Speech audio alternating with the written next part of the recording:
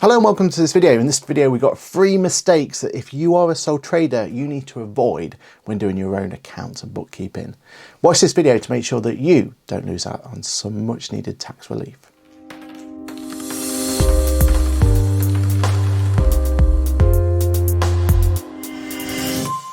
Hello, my name is Patrick. I'm a chartered accountant, a certified UK trainer, that QuickBooks Chap on the internet, and also head of accounts here at Boffix. Now in today's video, we're going to be talking about how you can potentially save some tax if you're thinking about doing your own accounts and bookkeeping. Now as a sole trader, it's a lonely place out there, but these videos are designed to give you all of the confidence you need to make sure that you're doing everything correct. So if this video has helped you out in any way, please do make a like, subscribe, all that sort of elements, just to make sure that you don't miss out on the next video we do, which will probably and more likely help you along in the future. Okay, let's jump straight into number 1 as to those big mistakes that you could possibly be making as a sole trader. Now, one of the more common ones is the difference between capital expenditure versus revenue expenditure. And if you're doing it by yourself, sometimes you forget the difference, or worst of all, don't actually appreciate what that difference actually means. Now, first of all, what is the difference between the two?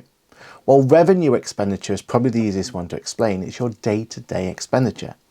If you've gone out and bought something that you need to sell for your business, so you actually, as a shop, or you have anything that you need some cost of sale or something like that, then that's typical revenue expenditure. Also, you've got your admin costs as well, your telephone bill for the month, your travel and costs for the month, all of those sort of expenditure which is happening on a month-by-month basis is typical revenue expense. You do have some annual costs as well, like maybe insurance and things like that. But majority of the time, the way to distinguish between revenue and capital is a cost that associates with that individual year. Whereas a capital cost should be something that's spread over multiple years.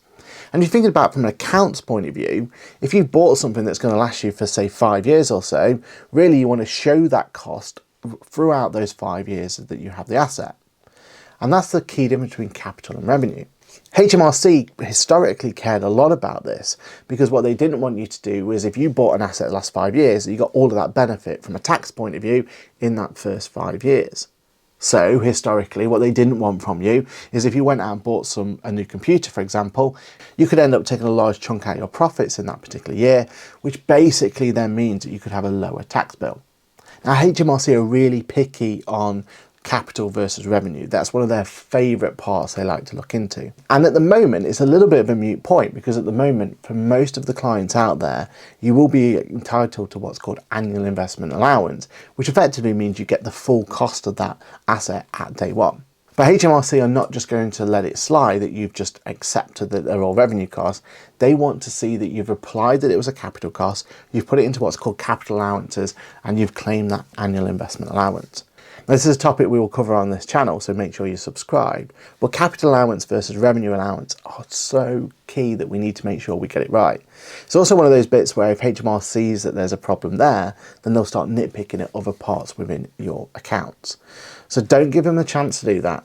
Make sure that if you have a revenue cost, so your day-to-day costs, that you account for them in your accounts. And if you have a capital item, so you've gone out there and bought an item that's going to last you for a while, something like a computer, something like tools and equipment. Those sort of items you want to make sure you treat as a fixed asset, and that way you can avoid that nasty little inquiry from HMRC. So number 2 for me will always be around the fact that you've got to make sure you're keeping the right record, not just for your day-to-day bookkeeping accounts, but also for some major significant events that happens within your business. A great example of this is if you've caused or had a loss in any particular year. Well, if you created a loss, then that's something that you can benefit from in future profitable years. So you need to be making sure you're keeping adequate records so that you can track those losses as they go forward. Also, if you do have adequate records, that means that when HMRC do start knocking and start inquiring about these particular events, you've got all the records you need to make sure they're correct. Time and time again, I've come to do sole trader accounts and found that they've not utilised losses in a particular year. They've not appreciated all the mess that happens in that first year when you've got those split periods and everything else. And that means they've not been able to account for losses in particular periods that you are entitled to when you've come to the end of your sole trader journey. Being a sole trader means you're doing self-assessment, which means that HMRC are definitely going to be looking into all of those major events that are going to benefit them. They're not necessarily going to be looking into events that are actually going to make it better for you. So just be aware of that and make sure that you've got all your records in place. Make sure you're keeping a very good tally on anything that could be beneficial to you. And that way you can make sure that you are not overpaying your taxes. And the third one for me is something that really does grate me. This is one of those taxes that I wish could be absolutely abolished, because it is the one that becomes so painful for small businesses, especially at the time of need when they're starting to grow their business. And that's the dreaded payment on account. Now, for those not in the know, payment account is for when your tax is going to be over £1,000 as a sole trader. Then in them circumstances, you may qualify for what's called payment on account. Now, payment account basically means not only do you have to pay for that year's tax, but also you have to pay for half of next year's tax, then half again in July. And you keep on that cycle of having to keep paying half and half in both January and July. Now, from a cash flow point of view, sometimes it can be a little bit more beneficial for clients because they're kind of paying and they don't have to worry about the taxes quite as much.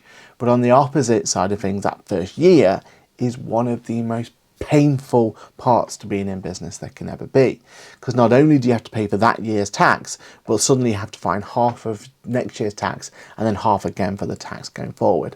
And from a cash flow point of view, it can be absolute catastrophic to how their business is going. Now, there's two things that you can do about this. Number one, don't get caught out last minute.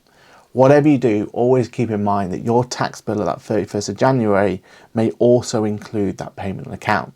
So if you're saving, like I always advise clients to do, then always make sure that you've got enough buffer to be able to account for any payment account that may appear for that as well. And number two, think about if that payment account is accurate.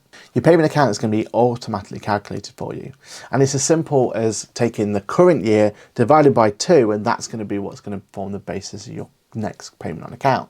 HMRC don't have any more information other than that. But what you can do, and what I would recommend you do, is just have a look at that next year. Especially if you've left it towards the end till that 31st of January to make that filing, you already should have a really good grasp of if next year is going to be worse or better than the year before. And if it's worse, it may be worth doing a quick forecast just to have a look and see if there's any way that you could reduce that payment account to make it more in line to what it actually could be. That way you can improve your cash flow if you're having a really barren year. And there we are, 3 tips to make sure your business and your sole trader accounts are as accurate as they possibly can be.